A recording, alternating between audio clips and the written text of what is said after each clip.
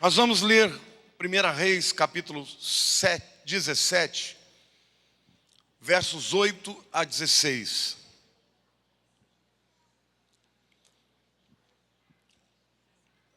Esse é um texto também bem conhecido, mas quando você ora em cima da palavra, queridos, há um poder extraordinário. Porque se você pede alguma coisa para Deus que não é da sua palavra, Ele vai dizer não. Por isso nós temos que saber pedir. A nossa oração deve ser sempre fundamentada na palavra. Quando você ora aquilo que está na palavra, com fé, Deus opera o milagre. Então lhe veio a palavra do Senhor dizendo: dispõe-te, vai a Sarepta, que pertence a Sidom, e demora-te ali, onde ordenei a uma mulher viúva que te dê comida. Então ele se levantou e se foi a Sarepta. Chegando à porta da cidade, estava ali uma mulher viúva, apanhando lenha. Ele a chamou e lhe disse: traze-me, peço-te, uma vasilha de água para eu beber. Indo ela a buscá-la, ele a chamou e lhe disse: traze-me também um bocado de pão na tua mão.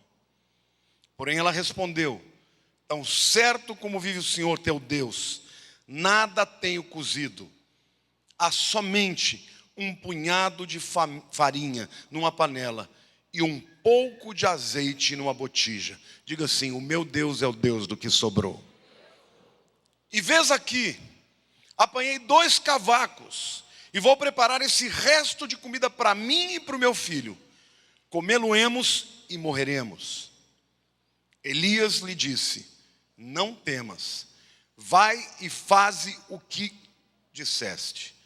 Mas primeiro faze dele para mim um bolo pequeno e traze-mo aqui fora. Depois farás para ti mesma e para o teu filho. Porque assim diz o Senhor Deus de Israel: a farinha da tua panela não se acabará, e o azeite da tua botija não faltará, até o dia que o Senhor te fizer chover sobre a terra. Foi ela e fez segundo a palavra de Elias. Assim comeram ele, ela e a sua casa muitos dias. Da panela a farinha não se acabou, e da botija de azeite não faltou, segundo a palavra do Senhor por intermédio de Elias. Amém, queridos? Israel estava vivendo um tempo de seca terrível. Mas não é a seca que nós estamos vivendo aqui. É seca mesmo. 3 anos e meio sem chuva. Portanto, não havia como plantar, porque não tinha como colher. E onde não há plantio, há fome.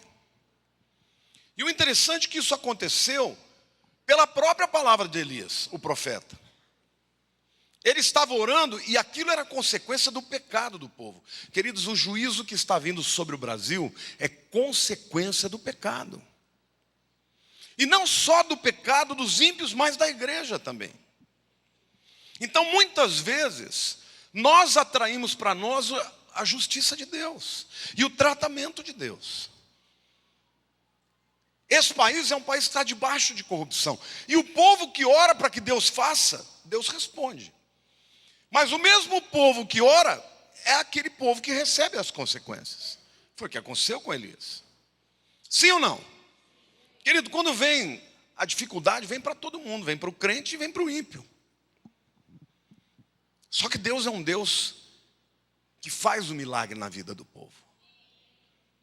Foi o que aconteceu com Elias. Primeiro Deus manda ele para o ribeiro de Querite. E lá ele fica bebendo água de um ribeiro e os corvos traziam comida para ele. Deus sustentou Elias, mas ele estava vivendo debaixo da crise. Aí secou o rio. E quando secou o rio, aliás, a palavra Querite vem do verbo karat, que é cortar. Significa cortar, dividir, separar. Toda crise é um tempo de separação. É um tempo em que você aprende a separar o certo do errado, o santo do profano, a vontade de Deus da vontade da carne. Muitas vezes a gente tem que passar pela provação, para que Deus possa fazer um divisor de águas nas nossas vidas. Quantos aqui creem que Deus está fazendo um divisor de água na sua vida nessa semana? E aí Deus chega para Elias e fala: agora você sai daí e vai lá para Tiro e Sidom. Manda ele para outro país, para Fenícia, numa cidadezinha chamada Sarepta, na região de Tiro e Sidom. E ele diz assim: você vai até lá, porque lá há uma viúva, e eu vou ordenar a ela que te sustente. Diga para a pessoa do teu lado aí, ó: Deus faz coisas loucas. Ele não mandou Elias buscar uma fazendeira, não mandou buscar o rei. Elias era um profeta de Deus, ele podia chegar na vida de qualquer autoridade e ele seria recebido. A fama que ele tinha ia longe. Mas Deus fala: a tua provisão não virá daquilo que você espera. E hoje o Senhor me manda te dizer: se você ficar esperando olhar para algo que te diga de onde vem a provisão, você vai cair do cavalo. Porque a provisão vem de Deus, vem de onde você não espera, vem da maneira como você não espera. E o que Deus quer fazer antes da tua vida é de fazer um divisor de águas. Essa semana aqui de consagração é uma semana onde eu tenho certeza absoluta que Deus falou com você dos pecados que você tem que abandonar, dos posicionamentos que você tem que tomar, porque Ele quer te abençoar neste tempo de seca, neste tempo de crise. Amém ou não? Agora Deus está dizendo: não olhe para o natural, porque não virá do natural, virá do sobrenatural. Amém? Glória a Deus. Quando Elias lá chega, ele encontra a viúva procurando lenha.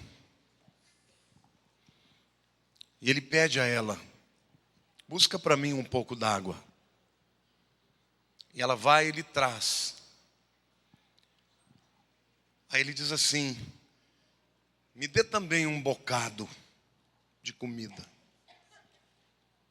Ela diz: meu senhor, eu não tenho nenhuma carne, nenhum cozido. A única coisa que eu tenho é um pouco de farinha na panela e um bocado de azeite. O que dá para fazer é um bolo pequeno para que eu coma com meu filho e depois a gente vai morrer. E nessa hora, Elias faz algo que aparentemente parece ser egoísmo. Porque ele diz assim: vá lá e faça isso, só que você me dê o primeiro bocado para mim, e depois vocês vão comer. Elias ali está expressando um princípio muito importante para uma vida de abundância e prosperidade. Vocês jovens, aprendam esse princípio. Deus, Ele não aceita o segundo lugar.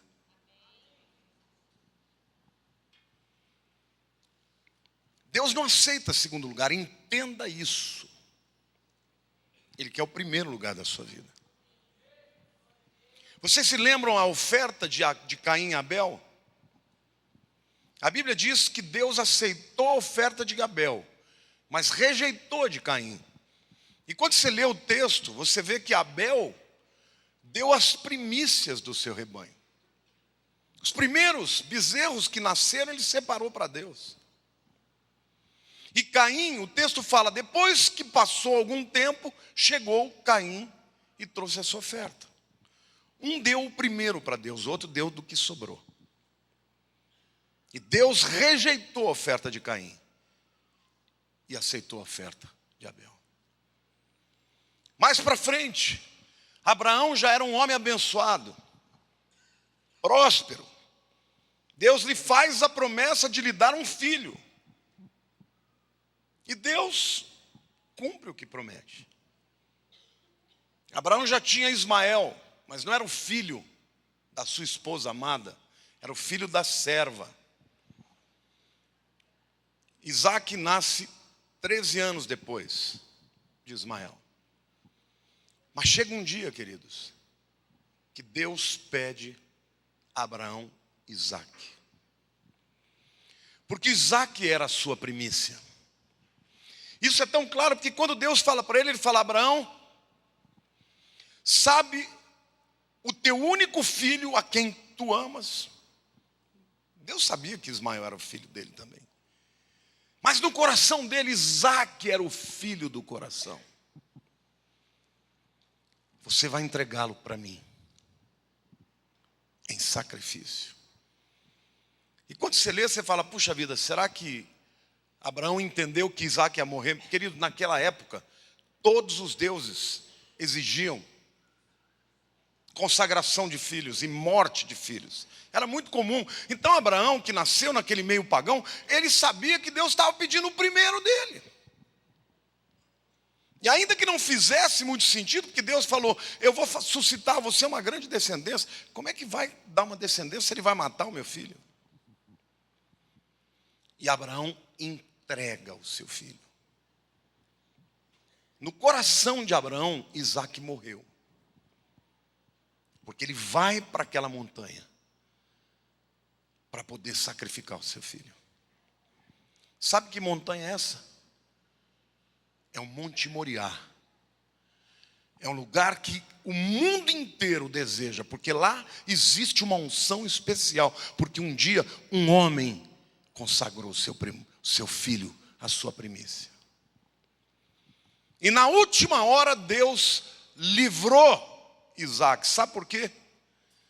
Porque na verdade, quem se sacrificaria como primogênito por nós era Jesus. Mas foi porque Abraão entregou Isaac que ele se tornou pai de multidões.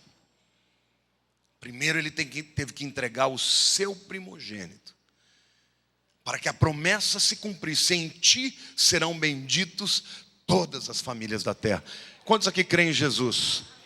Você é filho de Abraão. Você tem a bênção de Abraão, porque você é filho da promessa. Quando Deus chama o povo de Israel, mais uma vez ele mostra o princípio. Ele diz assim: todo primogênito macho, vocês vão separar para mim. O primogênito não tinha escolha, querido. Ele nascia, ele ia ser sacerdote. O segundo, o terceiro, o quarto, o 20º, podia ser o que fosse, mas o primogênito ia ser sacerdote. Porque o primeiro era para Deus. Deus quer o que é melhor para você. Eu vou ser muito franco aqui. Sabe por que Deus pede a primícia, muitas vezes financeira? Porque o dinheiro é o Deus da maioria das pessoas. Quando você fala com a tua boca que Deus é primeiro lugar na tua vida, mas você tem dificuldade de dar aquilo que Deus te dá. Porque se você crê que tudo vem de Deus, você não tem problema nenhum de Deus te pedir tudo, sim ou não? Mas quando você acha que não, eu que ganhei, é meu, aí fica difícil dar, porque será que ele vai me dar de novo? Querido, de onde veio tem muito mais para vir. Diga: de onde veio tem muito mais para vir. O dinheiro é uma coisa tão séria que, tirando Satanás, o único demônio que a Bíblia dá nome é Mamon, que é o demônio das riquezas. Quando Jesus foi tentado, Satanás ofereceu dinheiro para ele, as riquezas desse mundo. Se você aprender a viver uma vida onde o teu dinheiro não é mais teu, mas é de Deus, nunca vai faltar na sua história. Eu e a Lília temos inúmeras experiências nessa área. Inúmeras. Hoje nós somos prósperos. Mas houve um tempo em que nós somos muito provados nessa área. E um dia, a Lília chegou para mim e falou assim: será que você não está retendo a bênção? Porque eu era pastor que vim de uma escola tradicional, e eu dizia: não, pastor é pobre mesmo, é assim, essa é a nossa vida. Quando eu fui pedir ela em casamento, eu falei: você sabe, você vem de um pai, de uma família que teu pai é rico, mas você vai casar com um pastor é pobre, você está disposta a isso? Ela falou: eu estou, se essa for a vontade de Deus, mas eu não creio que seja. E um dia ela falou para mim assim: ore a Deus, peça a Ele se você não está roubando a nossa bênção. E eu falei: Deus, era uma segunda-feira, se eu estou impedindo a tua bênção, eu quero que o Senhor me dê um sinal. Na quarta-feira eu dirigi o culto, nessa época o Daniel não existia ainda na nossa igreja. Nós estávamos lá na Barra Funda, numa salinha lá em cima. Acho que daqui o Ércio, a Eliana, a Esther, o Kiko. Quem mais estava nessa época do... Josias, Eliane, Marlena, Maria Lúcia, Irali. Alguns desses. Vocês se lembram dessa história, né? Era um culto, tinha pouca gente. Devia ter ali umas 10, 15 pessoas. Entrou uma mulher elegante, fina. Jeito assim da Clícia. Ela entrou, sentou no meio da gente, participou do culto, chegou no final, porque a Lilian tinha, naquela semana, compartilhado com uma ovelha que a gente tinha ganho uma casa do meu sogro, mas não tinha nada na casa. Não tinha tapete, não tinha cortina, não tinha nada. Era pouca coisa que tinha. E ela falou: essa ovelha perguntou para ela: você gostaria de ter dinheiro para comprar cortina, para comprar porcelana? Ela falou: gostaria, mas não tenho. Naquele dia a mulher, no final do culto, ela virou para mim e falou assim: pastor, eu estava passando aqui na frente, eu vou te dizer uma coisa, eu nunca mais vou voltar aqui. Porque era um buraco, viu, gente? Eu nunca mais vou voltar aqui, mas eu acabei de chegar dos Estados Unidos e eu vendi um terreno lá. E como eu não tenho igreja nenhuma, Deus me mandou dar o dízimo na tua mão. Ela falou: minto, na mão da sua esposa, para ela comprar tapete, cortina, porcelana, tudo que ela quiser.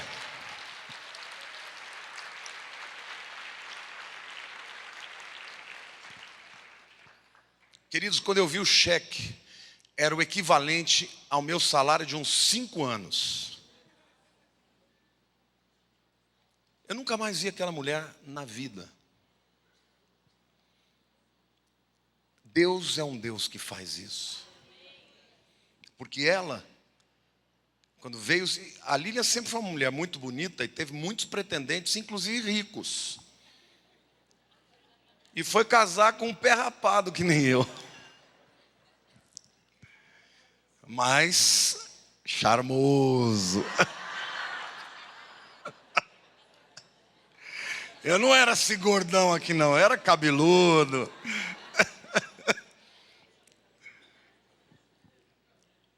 Dê a Deus o primeiro lugar. Eu não estou falando só de dinheiro. Quando você tiver algum sonho, sonhe os sonhos de Deus também. Quando você tiver um talento, use-o para a glória de Deus. Nós vivemos num mundo onde a gente faz tanto para si mesmo, para o trabalho, tanto sacrifício. Mas quando chega na hora de você fazer um sacrifício de amor a Deus, porque aquilo que você faz por amor não é sacrifício, a gente mostra que de fato Ele não é o primeiro na nossa vida. O que Deus está pedindo para essa igreja aqui é o coração.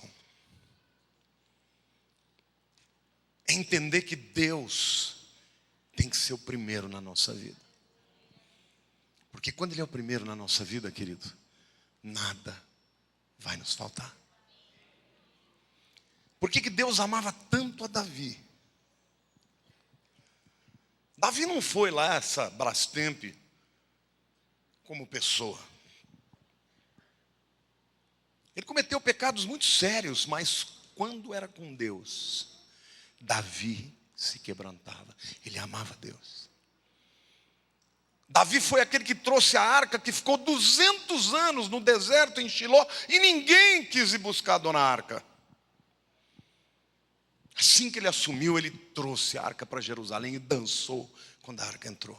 A arca representava a presença de Deus. Quando a arca veio para Jerusalém, ele fez uma coisa que era totalmente incomum, porque no tabernáculo as pessoas ficavam longe, fora da arca. Ele fez o tabernáculo de Davi, onde era uma tendinha e a arca estava ali para todo mundo ver. E ele estabeleceu a adoração 7 vezes, 24 horas. E ele pessoalmente ia 7 vezes por dia. Deixava os seus afazeres para adorar a Deus. Quantos aqui querem colocar Deus em primeiro lugar? O Senhor manda dizer para você, querido, você não tema. Porque eu sou Senhor dos céus e da terra. Sou eu quem fecha os céus e quem abre os céus. Eu estou movendo esta terra. Eu estou abalando as estruturas do Brasil para que caia toda a podridão. Mas o meu povo que me buscar viverá abundância em tempo de escassez. Deus quer o primeiro lugar da sua vida. O milagre aconteceu. Aconteceu na vida daquela senhora, na vida da sua família. E Deus falou que não acabaria nem o azeite na farinha enquanto não chovesse. Há momentos que Deus supre de maneira natural, mas quando é necessário, Ele supre de maneira sobrenatural. Foi assim no maná. No deserto era sobrenatural. Quando entraram na terra, o maná cessou e eles começaram a plantar. Mas eu quero dizer para vocês que esse milagre aconteceu na vida dela por causa de 3 pilares que vão acontecer na tua vida também. O primeiro é a palavra de Deus que veio do profeta. O segundo foi a obediência dela. Toda vez que um filho obedece a Deus, ele dá aquilo que é necessário à sua semente para de fato o milagre acontecer. E o terceiro é a fidelidade de Deus. A palavra de Deus tem muitas promessas para a nossa vida. Um decreto de Deus ninguém pode impedir, nem o inferno inteiro. Por isso Satanás, ele não vai discutir com Deus se ele tem poder ou não. Ele nem entra nessa guerra. O que ele vai fazer é tentar fazer com que você não creia na palavra. Porque quando você crê, você obedece.